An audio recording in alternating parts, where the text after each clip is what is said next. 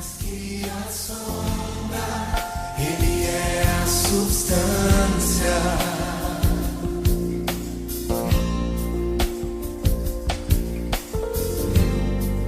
Mais que a lei e os profetas, Ele é a nova aliança.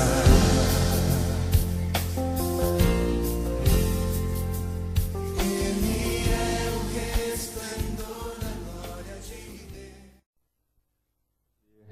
Inicialmente um texto na Epístola de Paulo a Filemon.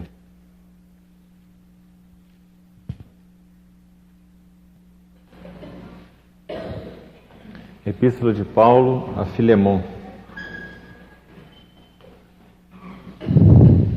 Versículos 4 ao versículo 6.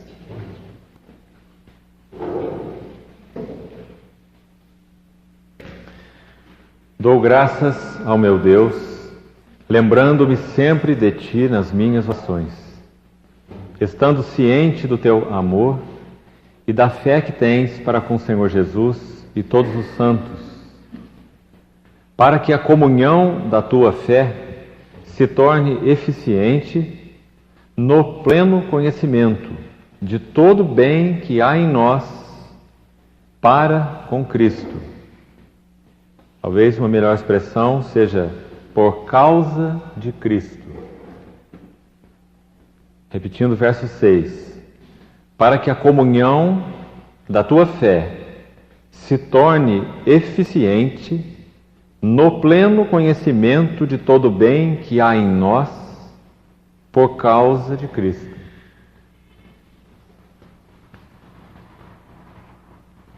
Nós vamos usar esse versículo como uma introdução para percebermos de uma forma clara por que o Senhor, no seu falar, Ele nos conduz sempre de forma progressiva. Porque na sua própria obra em relação a nós, Ele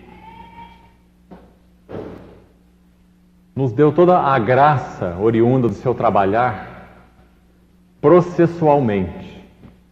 Mais ou menos esse versículo 6, para os irmãos compreenderem usando uma figura. Imagine uma enciclopédia. Você recebe uma nota de compra de uma enciclopédia. E você vai retirá-la então na livraria. Mas você chega lá e de repente pega só um volume, leva para casa. Então você pode desfrutar bastante daquele volume. Você pode adquirir bastante conhecimento, você pode ter sua mente alargada, seu entendimento alargado através daquele volume. Mas então você descobre que naquela nota que você recebeu, ela inclui aquela obra a qual você já desfrutou, já ganhou bastante naquele volume que você levou para casa, mas você descobre que naquela nota, aquela enciclopédia contém 10 volumes. Então você vai de novo à livraria, recolhe todos os volumes, então vai prosseguir no seu estudo, ganhando então mais entendimento, mais compreensão daquele assunto. Essa é uma figura para tentar explicar o significado desse verso 6. Paulo disse exatamente isso para Filemon. Preste atenção de novo. Ele diz, no verso 4, ele ora a Filemon, né? Então, no versículo 6, ele mostra qual o propósito da sua oração. O para quê, né? Verso 4, dou graças ao meu Deus, lembrando-me sempre de ti nas minhas orações. Ao verso 5, um pequeno parêntese, ele diz que sabe do amor de Filemon, da fé de Filemon para com o Senhor, né? Um pequeno parêntese. E no verso 6 ele foca a sua oração. Então ele diz, para que a comunhão da tua fé se torne eficiente. Presta atenção nas palavras. No pleno conhecimento de todo bem. Toda a enciclopédia. Não só o volume. Não só 2 volumes. Mas toda a enciclopédia. Comunhão da fé de Filemon se tornasse eficiente. Ele precisava, Filemon, Paulo intercedia por ele nesse sentido. Filemon precisava do pleno conhecimento de todo o bem que há nele, em Paulo, em nós cristãos. Todos nós, na igreja, né? Por isso Paulo pôs esse nós no plural, embora orasse por Filemon. Porque esse bem que há em Filemon, não há apenas em Filemon, é um bem da igreja, porque é um bem por causa de Cristo. Então Paulo introduz aí o pronome no plural, né? Ele vai para o plural, porque esse bem está em nós, a igreja, aqueles que foram comprados. Então, preste bastante atenção nesse verso 6, você veja qual o significado, então, de estarmos estudando como que em fascículos o tabernáculo do Velho Testamento, trazendo, então, textos do Novo Testamento, para que lancem luz no nosso entendimento a respeito de todo o bem que há em nós por causa disso. Essa é a finalidade do tabernáculo. Que o Senhor nos dê luz para sabermos a respeito de todo o bem que há em nós por causa de Cristo. Que expressão interessante, irmãos. Uma epístola tão pequenininha, carregada de intimidade, de Paulo para Filemon. Uma oração tão íntima, de um amigo para outro amigo, Paulo para Filemon. E o desejo de Paulo, nesse verso 6 então expressa, é que Filemon fosse um descobridor, espiritualmente falando. Que Filemon pudesse perceber, andar, como nós temos visto nos domingos pela manhã no estudo de Josué. Todo lugar em que pisar a planta do vosso pé será vosso. Esse era o desejo de Paulo para Filemon. Que Filemon andasse nessa terra e descobrisse todo o bem que há em nós por causa de Cristo. Interessante que também ele usa uma palavra que é o nosso assunto de hoje, ao estudarmos a mesa dos pães da apresentação, ou mesa dos pães da presença. Paulo usa a palavra comunhão. Outra palavra importante nesse verso 6 da Epístola de Filemon. Para que a comunhão da tua fé. Paulo sabia que para que Filemon pudesse santos, vida, graça, poder, influência, em todos os níveis, a comunhão da sua fé fosse eficiente, ele precisava desse pleno conhecimento de todo o bem que há em nós por causa de Cristo. Filemon precisava de visão, precisava de revelação, precisava de ser introduzido através do Espírito e da palavra nas riquezas inescrutáveis de Cristo. Os irmãos veem com clareza isso nesse versículo 6? Esse é o desejo de Deus para conosco, a sua igreja. Ele já comprou para nós em Cristo todo o bem. Efésios 1, verso 3, diz assim: Bendito Deus e Pai do nosso Senhor Jesus Cristo, que nos tem abençoado com toda sorte de bênção espiritual. Toda sorte. A enciclopédia toda. Toda sorte de bênção espiritual nas regiões celestiais em Cristo. Agora coloque Efésios 1, 3 e Filemon 6. Você vai ver que Paulo está falando a mesma coisa. Ele está dizendo que Filemon descobrisse, ele orava para que Filemon descobrisse, chegasse ao pleno conhecimento, uma palavra que Paulo gostava, epignosis, já que os gnósticos, filósofos, falavam tanto sobre a plenitude do conhecimento, né? Então Paulo usava essa palavra dizendo que toda a plenitude da sabedoria e do conhecimento estão em Cristo e em nenhum outro lugar. Então Paulo orava para que Filemon descobrisse todo esse conhecimento espiritual, não conhecimento intelectual, filosófico, mas conhecimento da verdade, conhecimento espiritual de Cristo, não apenas sobre Cristo. Isso muitos têm.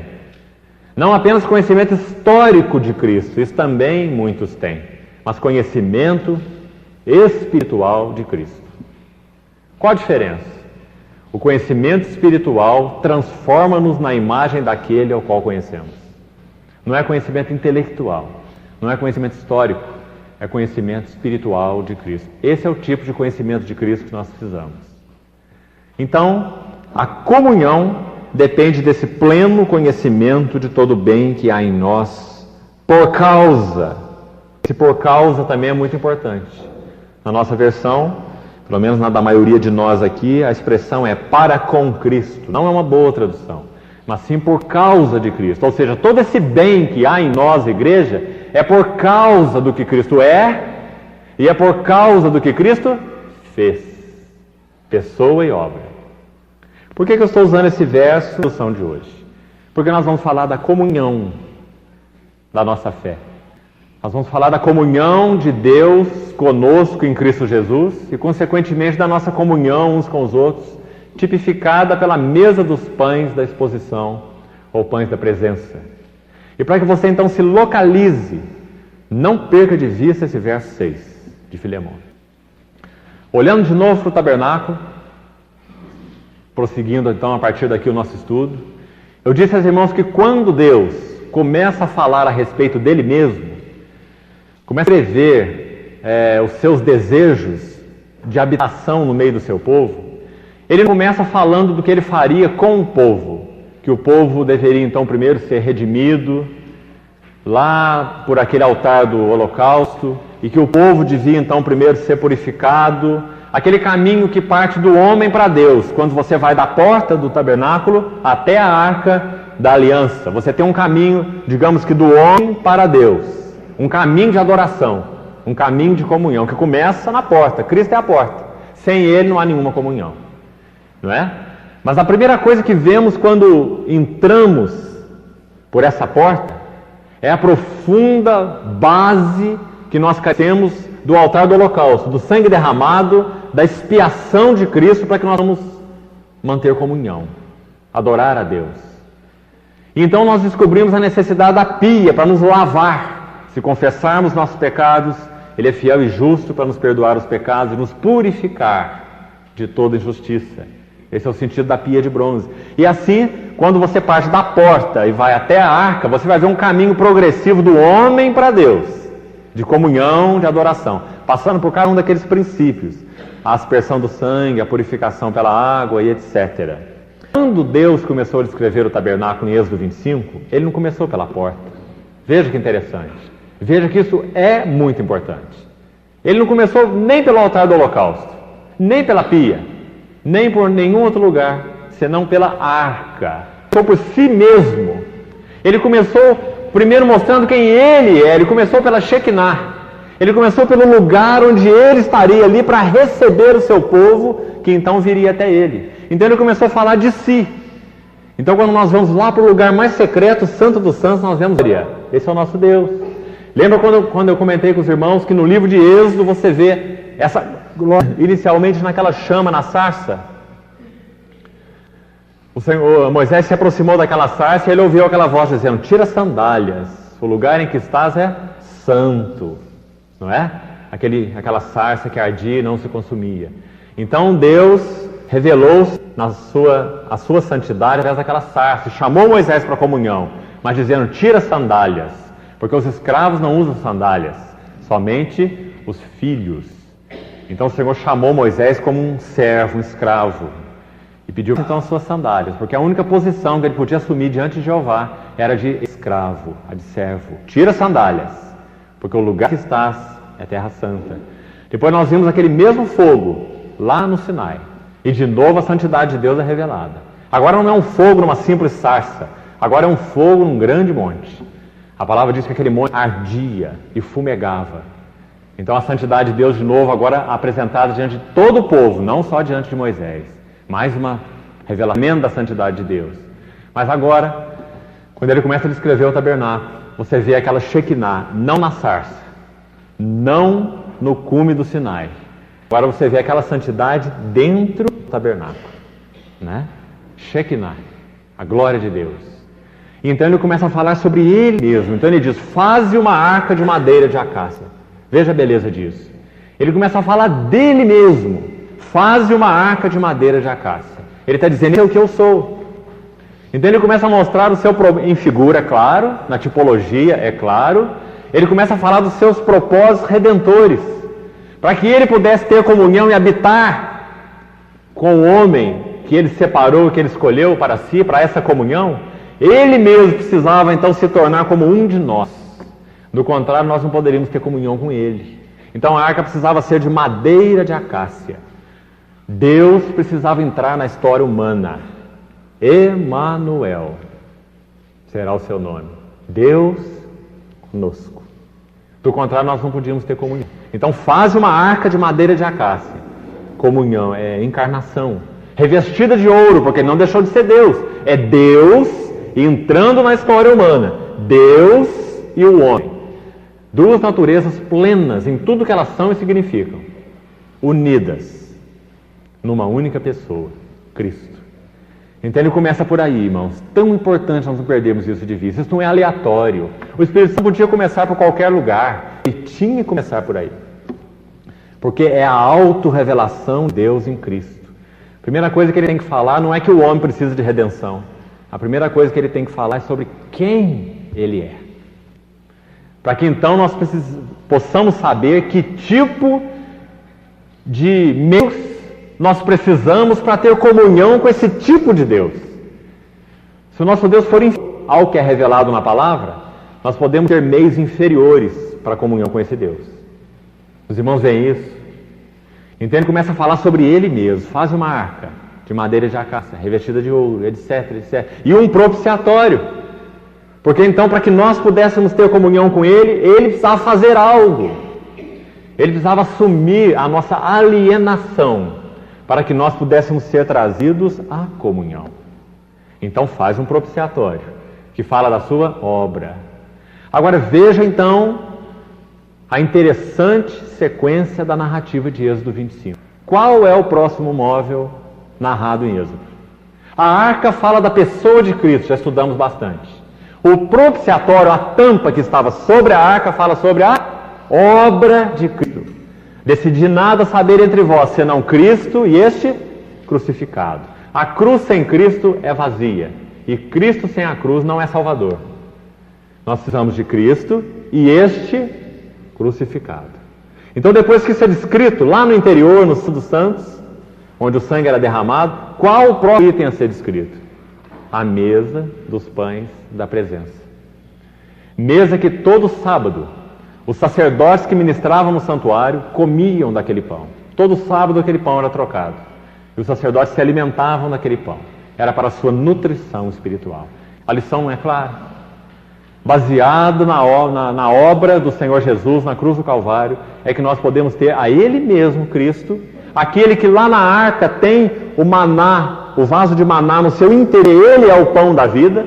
Você lembra que, segundo o livro de Hebreus, dentro da arca, o vaso de ouro contendo maná, não é? A vara de Arão que floresceu, tipificando ressurreição e vida, e as tábuas do testemunho, tipificando então o Senhor Jesus como aquele que obedeceu ao Senhor, e agradou o Senhor e cumpriu toda a justiça e toda a lei de Deus plenamente. Então aquele maná que você vê na arca, lá do lado de dentro, que Cristo é o pão da vida, você vê agora na mesa do lado de fora. Daquele maná lá dentro ninguém comia. Desse pão aqui fora os sacerdotes comiam. O maná no interior da arca tem relação com o pão sobre a mesa. Cristo disponível àqueles então que ele separou como sacerdotes. Então, irmãos, veja a sequência. Por que a mesa dos pães imediatamente após a descrição da arca da aliança com seu propiciatório? Porque o propósito de Deus em Cristo Jesus é ter comunhão com o homem que ele criou. Muito impressionante. Vamos ver um texto que traz isso com mais clareza? Abra em 1 João. Veja esse texto sobre essa ótica. Preste atenção. 1 João capítulo 1. Veja, vai ficar límpido esse significado. 1 João capítulo 1. Os primeiros versículos. O que era desde o princípio, Cristo na eternidade, né? Cristo na eternidade, ouro, o ouro da arca, o que era desde o princípio, ele é Deus, né? O que temos ouvido, visto com os próprios olhos, contemplamos e nossas mãos apalparam, madeira de acácia, natureza humana, não é? Esse Deus, ele foi manifestado na carne. Está vendo o versículo 1? O que era desde o princípio, natureza divina, ouro. Nós temos visto, contemplamos, apalpamos, madeira de acácia, natureza humana, o verbo se fez carne. Versículo 2, a vida se manifestou, e nós a temos visto e dela damos testemunho e vô-la anunciamos, a vida eterna, a qual está com o Pai. De novo, o ouro, a eternidade do Filho, junto com o Pai. O Verbo estava com Deus e o Verbo era Deus. E nos foi então manifestada. Verso 3. O que temos visto e ouvido, ele volta lá onde ele estava, né? Anunciamos também a vós outros. Então, para aqui um pouquinho. Tudo que ele falou até aqui, primeira parte do verso 3, foi a respeito da arca da aliança. Natureza divina, natureza humana. O que era desde o princípio? A vida eterna que estava com o Pai. Ouro. Vimos, apalpamos, contemplamos, tocamos, madeira de acácia. O Verbo se fez carne. Não é? A descrição, então, da arca da aliança. Agora veja a partir daqui, da segunda parte do verso 3. O que temos visto, então, ouvido, anunciamos a vós outros, para quê? Olha o para quê de novo. Para que propósito? Vós igualmente mantenhais comunhão. Mesa dos pães da presença. O propósito de Deus é esse. Para que mantenhais comunhão conosco. Agora ele vai explicar no que consiste essa comunhão. Então ele diz, ora, a nossa comunhão é com o Pai e com seu Filho Jesus Cristo. O seu Filho, o ouro da arca, seu Filho é eterno, seu Filho não tem princípio de dia, o Filho é a própria vida, não é? O seu Filho, Jesus é o seu nome, a madeira da arca, não é? Seu Filho, eterno Filho, Jesus, homem, Jesus Cristo. Então, irmãos, o propósito da mesa ter sido descrita em Êxodo é porque ela é de um propósito de Deus.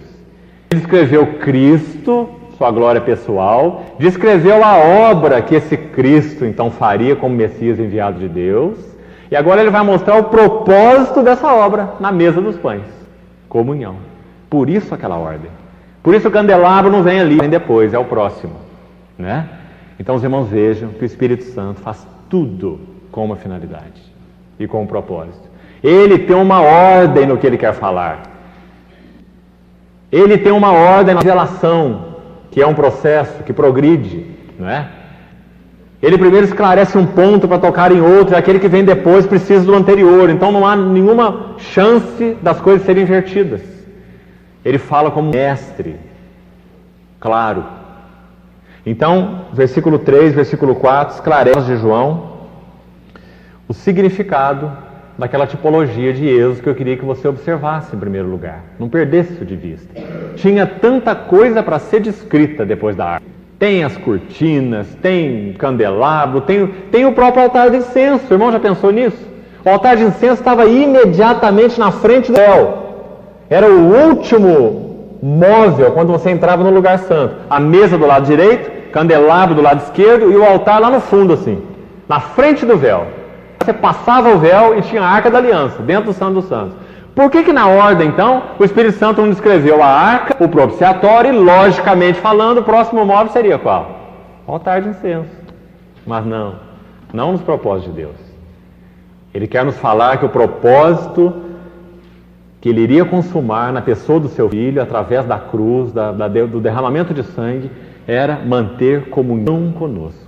Ora, nossa comunhão é com o Pai e com o seu Filho Jesus Cristo. Muito interessante. Vamos projetar essa figura geral primeiro, para os irmãos visualizarem o que eu estou tentando explicar aqui de forma rápida.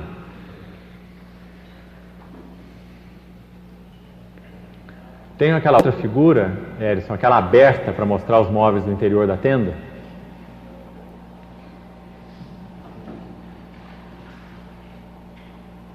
Nós até já projetamos, né, essa gravura, mas só para os irmãos não se perderem, principalmente aqueles que nunca estudaram, né, esse assunto. Pode ser.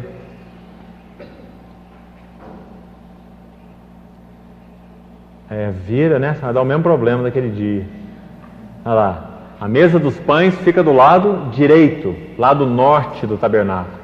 Então, logo que você entra naquela tenda coberta que você viu na primeira transparência, olha lá a mesa dos pães, lado direito, candelabro do lado esquerdo. E lá na frente, o altar do incenso, ele está próximo do segundo véu. Já que o primeiro véu está aqui, não é? A entrada da tenda mais interior. O segundo véu, ele separa o santo lugar do santo dos santos.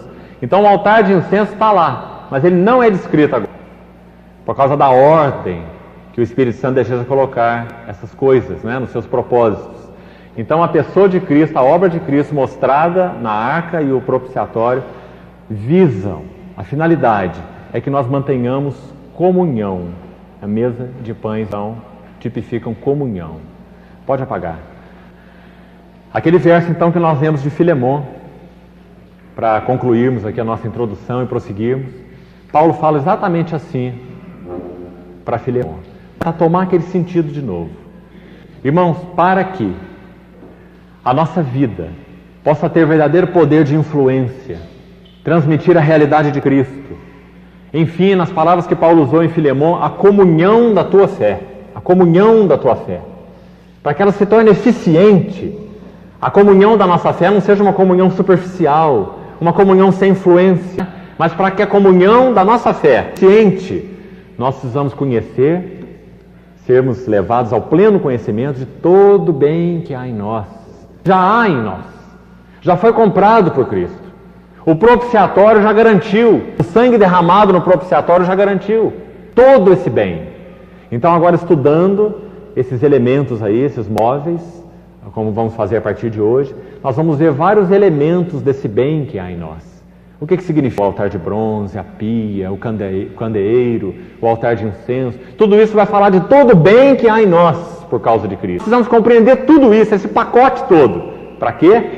Para que a comunhão da tua fé seja eficiente. Então os irmãos estão vendo bem agora?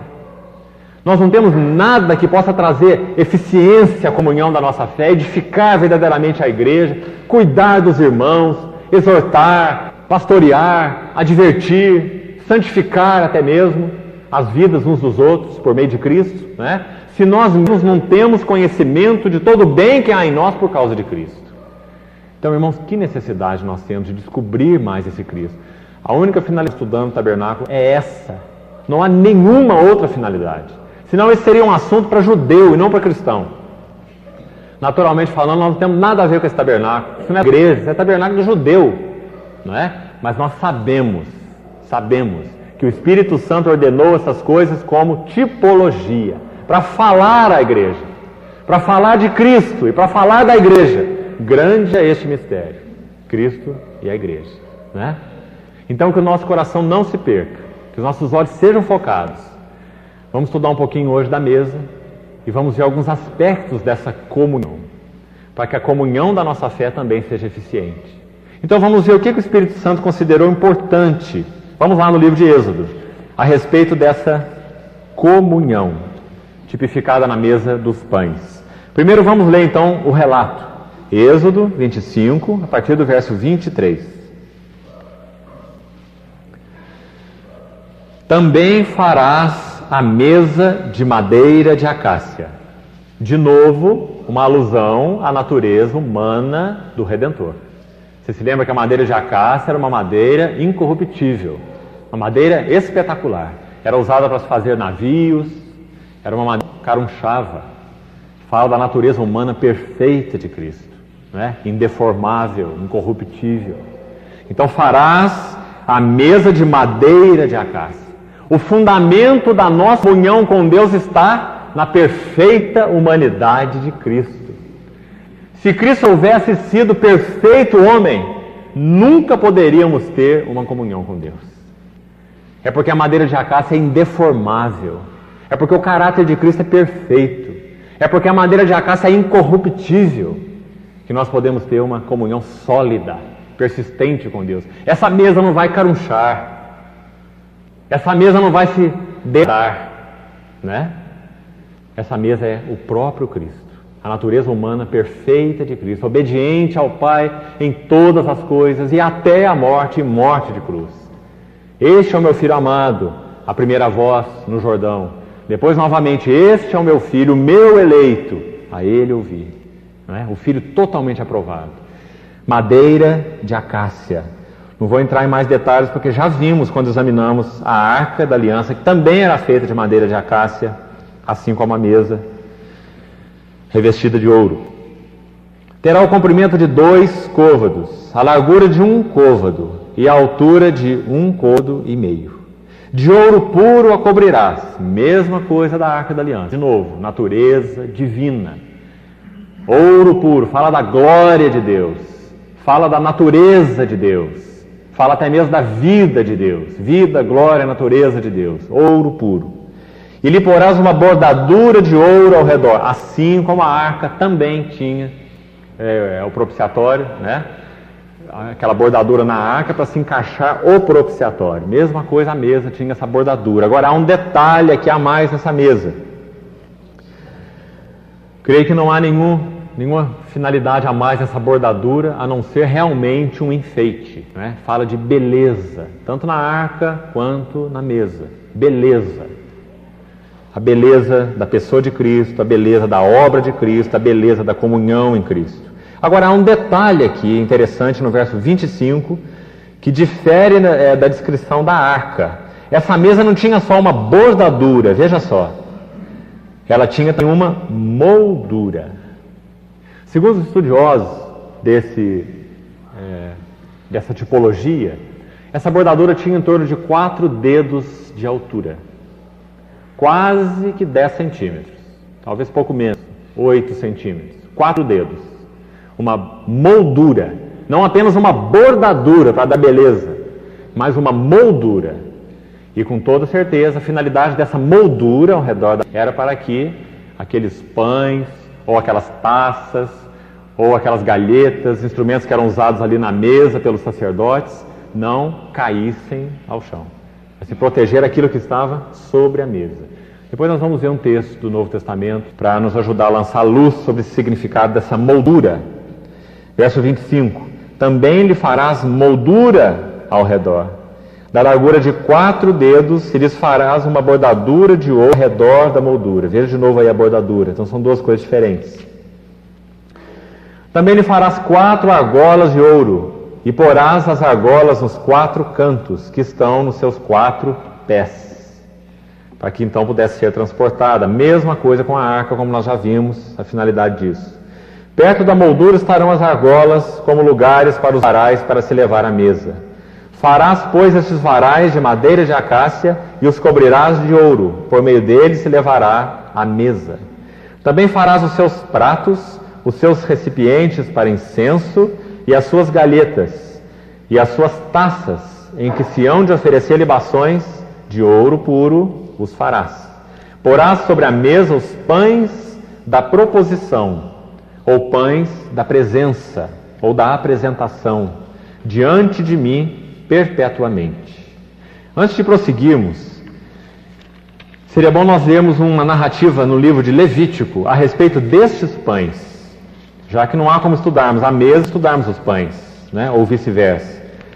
Vamos ver a narrativa de Levítico sobre os pães que estavam sobre a mesa. Então podemos estudar um pouquinho da tipologia. Levítico 24. A partir do verso 5. Levítico 20, verso 5.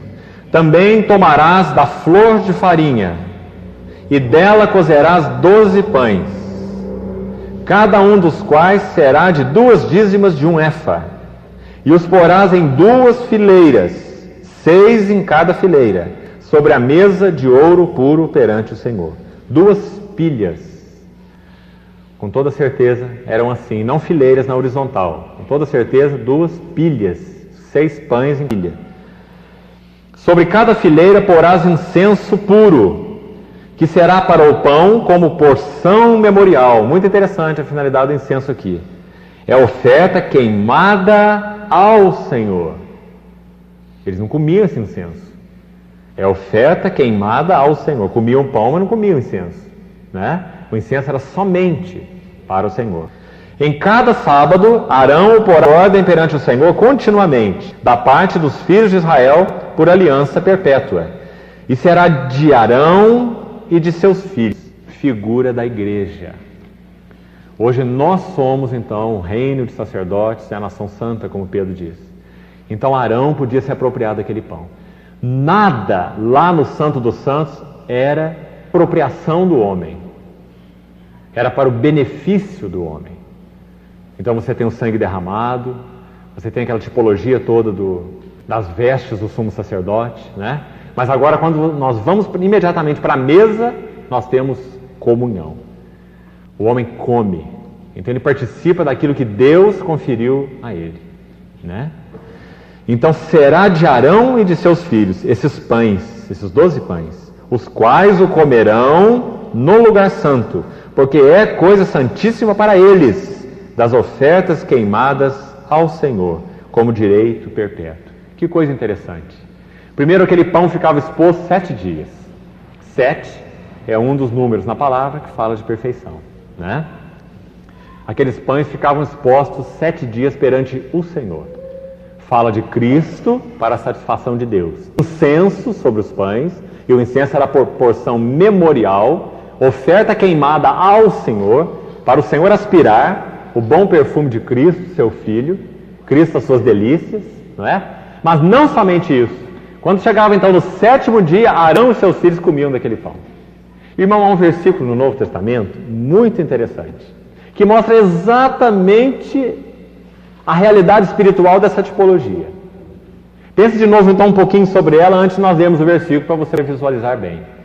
Os pães colocados sobre a mesa, 12 pães em 2 fileiras, 7 dias, ninguém tocava naqueles pães, ninguém comia daqueles pães ainda, 7 dias, incenso sobre eles. Aquele incenso então exalava a Deus, oferta queimada ao Senhor, o perfume de Cristo para o seu próprio Pai, que é Deus, Cristo o objeto das suas delícias.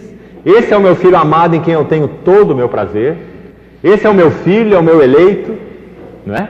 Mas então no 7º dia entra agora uma contraparte aqui. Agora não é só o pai aspirando o bom perfume do filho, agora é Arão e os seus filhos comendo desse mesmo que na tipologia era para o prazer de Deus, oferta queimada ao Senhor. Então abra agora a sua Bíblia em 1 Coríntios capítulo 1, para que você veja com bastante clareza nesse versículo o significado espiritual dessa mesa de pães da presença, comunhão. 1 Coríntios capítulo 1. Nós podíamos ler a partir do verso 4, só para termos o contexto, mas nós vamos focar o verso 9. Sempre dou graças a meu Deus a vosso respeito, a propósito da sua graça, que vos foi dada em Cristo Jesus. Veja, porque em tudo fostes enriquecidos nele. Lá em Filemão ele diz, todo bem que há em nós por causa de Cristo, né? Aqui ele diz, em tudo fostes enriquecidos nele, em toda palavra, em todo conhecimento, assim como o testemunho de Cristo tem sido confirmado em vós, de maneira que não vos falte nenhum dom, aguardando vós a revelação de nosso Senhor Jesus Cristo, o qual também vos confirmará até ao fim, para seres irrepreensíveis no dia de nosso Senhor Jesus Cristo. Agora olha o verso 9. Fiel é Deus, pelo qual fostes chamados, lá na tipologia, Arão e seus filhos, que nós vemos lá em Levítico 24. Arão e seus filhos, figura da igreja. Fostes chamados, nós, a igreja, chamados para quê? Ou chamados a quê? A comunhão. Agora presta atenção. Comunhão do quê? Comunhão de doutrina? Comunhão de conceitos? Comunhão de ideias? Comunhão de valores? Nada disso. Talvez isso por consequência, né? Mas comunhão do quê? De seu filho. Você vê a importância desse de? Você senta numa mesa então, né? Prepara aquela refeição, chama o seu convidado, ele assenta do outro lado, então vão comer da refeição, né? A refeição então é o elemento de comunhão entre vocês dois. Você fez para ele e ele deve usar daquilo que você fez, não é? Então você vê no verso 9 claramente aquela mesa de pães, com de seu Filho Jesus Cristo nosso Senhor. Nosso Deus não quer ter comunhão conosco a respeito de nenhum outro assunto, a não ser o seu Filho. Comungando conosco o seu Filho, então ele vai nos introduzir no conhecimento de alguns assuntos, todos eles relacionados ao seu Filho, que tem a ver com o seu Filho, com a glória do seu Filho, com a graça do seu Filho, com os propósitos que Ele estabeleceu no seu Filho, né? Mas a comunhão, então, tem o conteúdo no seu Filho, tipificado por aquela mesa de pães. Claramente isso naquela figura. Deus de um lado, porque o incenso estava sobre aquele pão, oferta queimada ao Senhor, mas Arão e seus filhos estavam do outro lado e comiam pão a cada sábado. Deus é fiel, pelo qual fosse chamados à comunhão de seu Filho, Jesus Cristo nosso Senhor. 7 pães, perfeita humanidade de Cristo. 7. Aliás, 7 dias os pães ficavam sobre a mesa. 12 pães. 12 está ligado a quê? As 12 tribos de Israel, as 12 apóstolos do Cordeiro. 12 é um outro número na palavra que designa em plenitude e toca o governo celestial de Deus. Toca o que é celestial. 12 é número de governo. Então, 12 pães. Também falam, de novo, do seu povo. 7 dias, 12 pães. De novo você vê a mesma coisa. 7 dias, a perfeição de Cristo para a satisfação de Deus. 12 pães. Esse Cristo na comunhão com seu povo, aliança, seu povo escolhido. Então, irmãos, tudo nessa mesa fala de comunhão. No candelabro não há essa relação. O sacerdote cuidava do candelabro, é claro, mas ele não se ungia, por exemplo, com aquele óleo. Aquele óleo não era para ungir sacerdote, aquele óleo era para alimentar a luz da lâmpada. No altar de incenso, a mesma coisa. Aquele incenso era para ser queimado ali, para ser aspirado ao Senhor. Então não havia nenhuma relação direta do sacerdote com esses 2 outros móveis, nem com o candelabro, nem com o altar de incenso. Mas na mesa ele comia, porque isso toca então o propósito de Deus em Cristo Jesus. Ora, a nossa comunhão é com o Pai e com o seu Filho Jesus Cristo. Essas coisas escrevemos para que mantenhais comunhão conosco. Quão importante é então o nosso entendimento a respeito dessas verdades. Irmãos, a comunhão com o Senhor é ao mesmo tempo fruto da sua graça e ao mesmo tempo, e por outro lado, o maior privilégio de nossas vidas. Nós não fomos chamados para desfrutar nenhum tipo de benefício de Deus que não seja a comunhão do seu Filho. João capítulo 15, quando o Senhor descreve essa comunhão, ele fala mesmo de um enxerto. Ele fala dos ramos e a videira como aquela unidade orgânica. Eles estão ali ligados, colocados ali. Frutos do que a videira é em si mesma. Não é? Eles são resultados da vida da videira. A videira dos ramos. E dos ramos os frutos. Eu sou a videira, vós os ramos. Toda aquela figura de comunhão. Dentro, João 15, né? Dentro daquelas passagens mais íntimas do Senhor nos seus últimos dias sobre a terra. Os chamados discursos no cenáculo, que são todos sobre comunhão. O assunto-chave de João 13 até 17 é comunhão, não há dúvida nenhuma nisso. Ele põe seus discípulos para dentro naquele lava-pés, começa a falar sobre essa comunhão. Pedro, se eu lavar os teus pés, você não tem parte comigo. Comunhão, né? Se eu não te lavar, não tens parte comigo. E ele vai por isso o texto todo. Eu vou, mas quando eu for, o Consolador virá e habitará em vós. Não vos deixarei órfãos, voltarei para vós outros. O Espírito da verdade que o mundo não conhece, mas estará em vós. Né? Todo o assunto daquele discurso é comunhão. Porque esse é o propósito final de Deus. Comunhão. Quando nós vamos ao final do livro da Palavra de Deus, no Apocalipse, nós vamos ver exatamente isso. Comunhão. Eis o tabernáculo de Deus com os homens. Deus habitará no meio deles e eles serão povos de Deus. E Deus mesmo lhes enxugará toda lágrima. Comunhão, plena comunhão. E tudo o que ela significa. Vida, não é? Livramento do pecado, da morte, da corrupção, da dor, da tristeza. Não é? Comunhão. Por isso a mesa é descrita logo em seguida da arca. Isso é muito, muito importante, irmãos. Vamos voltar a alguns detalhes ainda da narrativa de Êxodo. 1 Coríntios capítulo 3, com relação àquela bordadura ou aquela moldura. Seria bom nós examinarmos alguns versículos que eu disse aos irmãos que nós olharíamos então. Veja 1 Coríntios capítulo 3,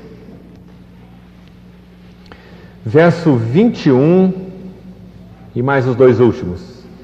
Primeira Epístola de Paulo aos Coríntios, capítulo 3, verso 21. Portanto, ninguém se glorie nos homens, porque tudo é vosso. Seja Paulo, seja Apolo, seja Cefas, seja o mundo, seja a vida, seja a morte, sejam as coisas presentes, sejam as futuras, tudo é vosso. E vós de Cristo, e Cristo de Deus. Você vê no capítulo 3, o apóstolo Paulo está nos ajudando aqui com um pouquinho mais de visão sobre o que ele falou lá no verso 9, não é? Aquilo que ele disse lá, que Deus é fiel e Ele nos chamou para a comunhão do Seu Filho Jesus Cristo. Não é isso que lemos lá? 1 Coríntios 1,9? Nos chamou para a comunhão do Seu Filho Jesus Cristo. Esse é o propósito de Deus. Porque, irmãos, tudo mais que concerne a esses outros assuntos, eles são, então, como que acessórios nessa comunhão. E os coríntios estavam divididos exatamente por causa disso. Eles estavam divididos por causa da morte, estavam com problema com relação a isso. Lembra que Paulo escreveu 1 Coríntios 15 sobre a ressurreição do corpo? Eles estavam com problema com relação a isso. Uma visão adequada da morte, da ressurreição, como seria a ressurreição. Nós vamos ressuscitar nesse corpo ou com outro corpo? Não é? Então Paulo escreve aquele capítulo tão lindo, 1 Coríntios 15. Mas quando ele está então aqui os preâmbulos dessa carta, assim como ele falou no primeiro capítulo, né, em tudo fostes nele, ele vos chamou à comunhão do seu Filho. Então agora ele prolonga isso dizendo assim, ninguém se glorie nos homens. Eles também tinham um problema com os homens. Eu prefiro Paulo é tão maravilhoso. Eu prefiro Pedro é um homem tão especial. Não, eu sou de Apolo é tão eloquente. Então estão vendo o significado dessa comunhão que nós temos em Cristo? A comunhão que nós temos do seu Filho Jesus, meu irmão, para resumir, faz com que todas as outras coisas sejam acessórios. Até os ministros de Deus. Os ministros de Deus são só acessórios. A vida é só acessório. O presente é acessório, o futuro. A morte é um acessório. Até a vida é um acessório. Porque nós somos de Cristo, assim como Cristo é de Deus. Você tem alguma dúvida que Cristo é de Deus? Então nós não devíamos ter nenhuma dúvida que nós somos de Cristo. Né? Paulo em Romanos fala uma coisa similar. Ele diz assim, eu estou bem certo de que nem morte, nem vida, nem anjos, nem poderes, nem fome, nudez, perigo, espada, nem qualquer criatura, nem profundidade, nem altura. Ele enumera ali muitos itens, 11 ou 13 itens. Ele diz assim, nada poderá nos separar do amor de Deus que está em Cristo Jesus, nosso Senhor. Onde nós estamos. Né? Aqui ele fala coisa similar. Seja Apolo, Cefas, o mundo, a vida, a morte. Os irmãos já pensaram que a morte é nossa? Não é? Ou será que eu estou interpretando errado esse versículo? Paulo está dizendo, tudo é vosso. Quando a gente olha Apolo, a gente acha bom ser nosso, não é? Apolo é um ministro. Paulo é nosso, que bom. Pedro é nosso, que bom. O mundo é nosso, que bom. A teologia da prosperidade gosta muito disso aí, não é? Agora ele diz assim, a vida é nossa, que bom. Mas Paulo diz também, a morte é nossa, porque a morte foi feita em Cristo. Não é nada menos do que a mensageira de uma bem-aventurança eterna para aqueles que pertencem ao Senhor. Porque tragada foi a morte pela vitória. Antes que isso se consuma nos nossos corpos mortais, como última esfera, onde a vitória do Senhor vai se revelar, já é uma verdade espiritual, não é? Aquele que é cristão não entra na morte. Só na morte biológica. Não entra na morte espiritual. E morte biológica não é nada. Morte biológica é sair de um estado de vida na terra e passar para um estado de vida na presença do Senhor. Qual é melhor? Quando Paulo escreve aos Filipenses, ele diz, eu prefiro partir e estar com Cristo. O que é? Comparavelmente melhor. Para mim o viver é Cristo e o morrer é lucro. Então ele diz, a morte é nossa. Os irmãos já pensaram no tamanho desse Cristo e no tamanho dessa vitória? Então, quando essa mesa dos pães é descrita lá no lugar santo, tudo isso está implícito. O sangue já foi derramado no propiciatório, então tragada já foi pela vitória. Então a morte é nossa, assim como a vida é nossa. Assim como os ministros de Deus são nossos. O presente é nosso, o futuro é nosso. Não é? Então, irmãos, os nossos olhos têm que estar focados nessa comunhão do seu Filho. Né? Porque esse é o propósito de Deus. É isso que faz com que tudo seja nosso. A saúde é nossa, mas também a doença é nossa. Né? Não importa, tudo é nosso. A abundância é nossa, mas a escassez também é nossa. Paulo disse isso aos Filipenses também, né? A glória é nossa dentro dessa esfera, mas a humilhação também é nossa, né? Tudo é vosso, e vós de Cristo, e Cristo de Deus, assim como na mesa dos pães. Deus aspirava aquele incenso, e Arão e seus filhos comiam daquele pão. Plena comunhão, né? Que riqueza, irmãos. Mais um versículo que eu queria ler. João capítulo 10. Um pouquinho mais dessa moldura. Na minha maneira de ver, é a verdade mais significativa com relação à mesa dos pães. Essa excelência da comunhão de Deus com Cristo. A excelência dessa comunhão. O significado dessa comunhão. A irreversibilidade dessa comunhão. A inseparabilidade dessa comunhão. Nada vai nos arrancar dela. Nada vai nos perturbar dela no sentido definitivo. Nós podemos ser turbados no sentido experimental. Pelo quê? Pelo pecado. Nosso pecado faz separação entre nós e o nosso Deus. Mas definitivamente falando, não. Nada. Se nós somos de Cristo, todo o nosso pecado já foi julgado na cruz. Nunca seremos condenados por isso, não é? Então essa moldura de 4 dedos ao redor da mesa fala do quê? Segurança da salvação. 12 pães, tipificando as 12 tribos, ou os 12 apóstolos do Cordeiro. 12, fala desse governo de Deus, na sua relação de aliança com o seu povo. Nenhum pão cairá da mesa. Eles estão guardados por moldura de 4 dedos, segurança eterna da comunhão. Nada poderá nos separar do amor de Deus que está em Cristo Jesus, o nosso Senhor. Né? Já citei o texto de Romanos. Veja isso em João 10. João capítulo 10.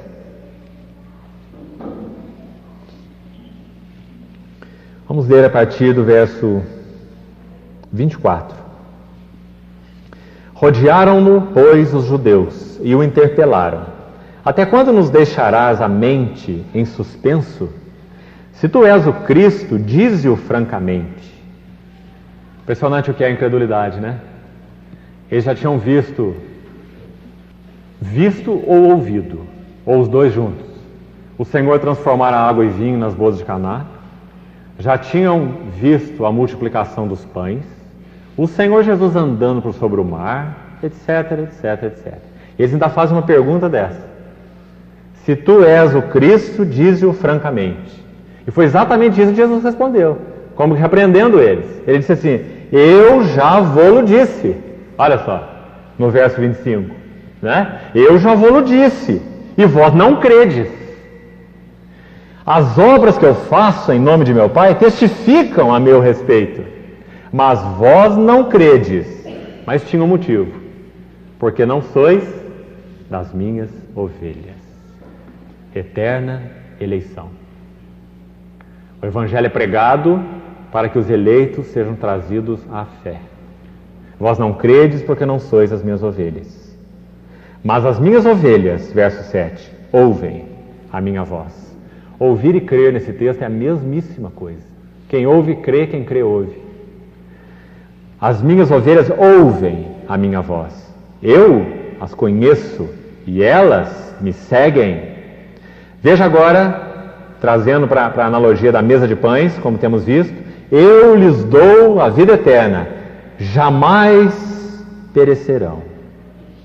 Eternamente, entre vírgulas, para mostrar qual a qualidade desse nosso pertencimento ao Senhor, né? Jamais perecerão, vírgula, eternamente. Coisa tremenda. Moldura de 4 dedos. Nenhum pão vai cair da mesa. E ninguém as arrebatará da minha mão. Agora o verso 29, tão maravilhoso. Aquilo que meu Pai me deu, não há dúvida nenhuma que o Senhor está falando sobre as ovelhas, está dentro do contexto, né? As ovelhas, que ouvem a sua voz, isso é o que o Pai deu ao Filho, à igreja. O que de mais precioso o Pai podia dar ao Filho são os filhos. Lembra do livro de Hebreus? Eis aqui estou eu, com os filhos que Deus me deu, não é? A herança do pai para o filho, são os filhos. Então ele diz, aquilo que o meu Pai me deu, as minhas ovelhas, minha igreja, é maior do que tudo. E da mão do Pai, você vai ver duas mãos aqui. Verso 28, minha mão, Cristo. Tá certo? Verso 29, mão do Pai. Tá certo? Aí quando você chega no verso 30, eu e o Pai somos um. Né? Das mãos do Pai, ninguém pode arrebatar. Eu e o Pai somos um.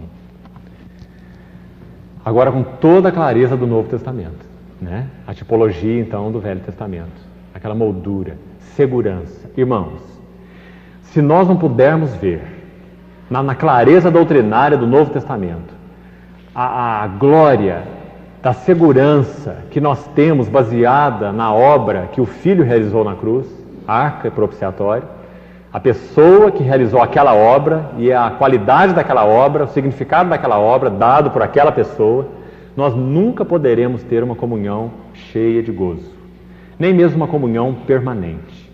Nós teremos uma vida hesitante, teremos uma vida vacilante, teremos uma vida duvidosa, porque a mesa dos pães depende da visão da arca e do propiciatório. Vocês vão ver isso. A comunhão na mesa depende da visão da arca e do propiciatório. A glória, os querubins, o sangue, o lugar de encontro, o significado de Cristo, para que então nós tenhamos uma comunhão segura, certa, cheia de gozo. Lembra aquele homem de Deus chamado George Cutten? Já citei ele tantas vezes aqui. Ele escreveu uma pequena obrazinha, um folhetozinho traduzido já para 70 idiomas, se não me engano. 70 idiomas diferentes. Um pequeno livreto, se chama Segurança, Certeza e Gozo da Salvação. Segurança, certeza e gozo. Nessa ordem, não pode inverter a ordem. Qual é a segurança da nossa salvação? É que Deus realizou aquela obra em Cristo Jesus. Segurança. Qual é a certeza que nós temos que essa obra foi realizada? Você estava lá? Você viu Cristo morrer?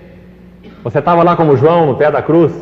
Vendo aquele soldado que abriu o seu lado com a lança, você estava lá? Você não estava. Então por que você crê? Qual a certeza que você tem? Sua certeza está onde? A palavra de Deus, não é? Você crê na palavra. O que te dá certeza? Palavra. A segurança é a obra que ele executou. A certeza é baseada na palavra. Nós cremos na palavra. Consequentemente, há gozo. Gozo da salvação. Não há gozo sem certeza. Não há certeza sem a segurança. Então, essa é a ordem. Nós não podemos desfrutar o gozo da comunhão dos pães na mesa, sem vermos a certeza e a segurança dessa obra tipificada pela arca e o seu propiciatório, e aquele sangue derramado. Nessa ordem. Não há nada que possa nos dar segurança. Você não vai encontrar segurança na sua vida piedosa, nas obras que você faz, em frequência à reunião, no fato de estar junto com os irmãos. Isso tudo é nada sem uma visão da amplitude do significado dessa obra, né? Então, essa ordem precisa ser claramente seguida. Irmão, observe que na narrativa de João, você vê essa mesma ordem. Só para se lembrar, nós já lemos o texto, 1 João. João começa primeiro falando de uma revelação. Ele diz que essa vida eterna que estava com o Pai, ela foi manifestada. Primeiro ele fala de uma revelação. Essa vida se manifestou. Revelação. Depois ele fala, isso escrevemos para que vós mantenhais comunhão conosco. Não é isso? O verso 3. Então, primeira revelação, quem é o Senhor Jesus, o Verbo eterno que se encarnou. Primeiro isso. Sem isso não tem nada. Né? Primeira revelação. Depois, comunhão. Para que vós mantenhais comunhão conosco. Nossa comunhão é com o Pai e com o seu Filho. E depois o verso 4. Essas coisas vos escrevemos para que a nossa alegria seja completa. É uma ordem também que não pode ser invertida nunca. Não dá para começar pela alegria. Alegria com base no quê? Não é? Isso é alegria de bobo. Não é? A ordem é revelação, comunhão e alegria. Revelação, comunhão e alegria. Né? A nossa alegria é tão duradoura quanto for a comunhão baseada na revelação. Né? Quanto mais revelação, mais comunhão, mais alegria permanente, persistente. Por isso que Paulo escreve com aquelas palavras. Tudo é vosso. Vocês estão com medo da morte, mas a morte é vossa. Vocês estão com medo da vida, qual que dá mais medo, a vida ou a morte? Perguntinha difícil, não é? Paulo falou que as duas são nossas, a vida e a morte, não é? Porque nós somos de Cristo e Cristo de Deus. Então, irmãos, a mesa dos pães tem como ênfase essa verdade. Quando os irmãos olham então a descrição dos pães em Levítico 24, eu queria terminar com isso bem rápido. Você vê que alguma coisinha mais da tipologia. Não se pode obter pão sem trigo moído, né? Então aquele trigo era moído, amassado para se constituir aquele pão. Então aquele pão fala, as verdades do tabernáculo sempre se referem a Cristo e à igreja. Aquele pão fala de Cristo moído para Deus, para a satisfação de Deus. Obediente até a morte e morte de cruz, não é? Então aquele pão era o trigo amassado, moído, né? O Senhor Jesus, como um aroma a Deus, através dos seus sofrimentos. Ele foi um aroma agradável a Deus. O incenso estava sobre aquele pão, né? Incenso, então, fala dessa satisfação de Deus. Incenso na Bíblia é uma figura de oração, como o Apocalipse nos diz, é uma figura de adoração. Consequentemente, uma figura de satisfação. Incenso era usado para perfumar ambientes, não é? Então, incenso é uma figura de satisfação, agrado, prazer. Aquele incenso estava sobre o pão, porque o pai aspirava a vida do filho e aquilo era oferta queimada a ele. Tudo na vida de Cristo era um aroma ao Pai. Por isso a nossa segurança, né? Aquele pão não tinha fermento, porque fermento na Bíblia sempre tem um sentido negativo. Fala de malícia, fala de inveja, fala de maldade, né? Então aquele pão não continha fermento. Então, se irmãos entrarem em alguns detalhezinhos mais de Levítico, vão encontrar um pouco mais ainda da tipologia que penso não ser necessário nós estarmos partilhando, porque ela é muito clara. Talvez fosse bom nós ficarmos aqui com o pé fincado nessa verdade essencial: comunhão, segurança da comunhão, certeza da comunhão, gozo da comunhão. Quanto mais revelação, mais comunhão, mais alegria, né? E com essa expressão de Paulo em 1 Coríntios capítulo 3, para que nós possamos viver a vida realmente no Senhor, ousadamente, né? Paulo diz então: tudo é vosso. Vocês são de Cristo, vocês fazem parte desse pão, esse pão que o Senhor aspira, vocês estão em Cristo, então tudo é vosso. Não tenham medo de nada, tudo é vosso, assim como Cristo é de Deus. Vós de Cristo, Cristo de Deus. Então essa é a verdade essencial da mesa dos pães. O Senhor nos ajude, irmãos, a não apenas termos uma compreensão tipológica, né? Mas como eu falei no início, sermos levados ao conhecimento espiritual de Cristo. A diferença é essa. Conhecimento espiritual vai unir teu coração a essas verdades e vai te dar descanso em meio de qualquer situação. Vai te dar um espírito alegre, firme. É coisa que frequentemente falta a nós, a todos nós. Nós somos balançados pelos ventos das circunstâncias, né? Por portas que fecham, por portas que abrem, não é? Por pessoas, por atitudes, por ações, por reações de outros. Nós somos perturbados por muita coisa. Mas à medida então que a nossa contemplação se intensifica, a nossa alegria se intensifica. Se torna permanente, profunda, duradoura, né? Nunca percamos isso de vista. E também nunca percamos de vista que o foco da nossa comunhão com Deus é Cristo. Ele não quer nos dar nada mais a não ser Cristo. Em Cristo, todas as coisas. Aquele que nos entregou graciosamente o seu Filho, não nos dará com Ele, graciosamente, todas as coisas? Paulo fala isso lá no contexto de Romanos 8 mesmo, quando ele está dizendo que Cristo, que ninguém nos separará do amor de Cristo, né? Então que esse seja o nosso foco. Nós somos dele, nós vivemos para ele, nós morremos para ele, nós temos saúde para ele, nós também ficamos doentes para ele, nós passamos adversidades para ele, nós temos abundância para ele, não é? E ele, enfim, manuseia todas essas situações para nos achegar para mais perto dele, para que ele seja um pão mais rico para nós, né? Não um pão vil, como aquele povo no deserto chamou maná, né? Mas um pão precioso, um pão que a cada sábado o sacerdote comia e se fortalecia, né? O mesmo pão que Deus aspirava era o pão que o sacerdote comia. o Senhor nos ajude a entrar no conhecimento espiritual dessas verdades mais intensamente. Amém. Vamos orar. Ó Pai, muito obrigado, porque o Senhor enviou o Seu Filho como maná do céu, pão que dá vida ao mundo. Senhor, nós queremos de Ti nos alimentar para por Ti podermos viver. Nossa vida é tão pequenina, Senhor, tão miserável, tão frágil, tão vulnerável, que nós nos perturbamos com as menores coisas. E então nós pedimos a Ti que nos introduza numa realidade maior, um conhecimento espiritual de Cristo maior, para que as nossas vidas possam refletir uma alegria duradoura, profunda, além da superfície. Mantenha-nos, Senhor, como um testemunho do Teu nome, pela comunhão do Teu Filho. Dá-nos mais revelação, uma comunhão mais intensa e uma alegria mais profunda. Precisamos que o Senhor trabalhe isso nas nossas vidas pelo Teu Espírito e pela Tua Palavra, porque nós somos inaptos demais para podermos fazer nós mesmos essa obra em nós. Não temos qualificação. Pedimos que o Senhor possa prosseguir,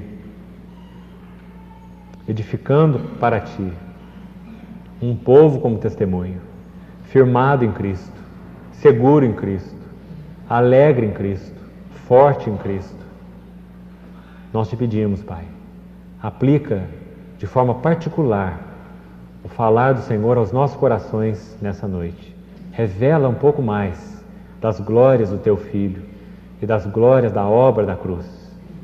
Nós pedimos a Ti, confiados, no nome do Senhor Jesus. Amém.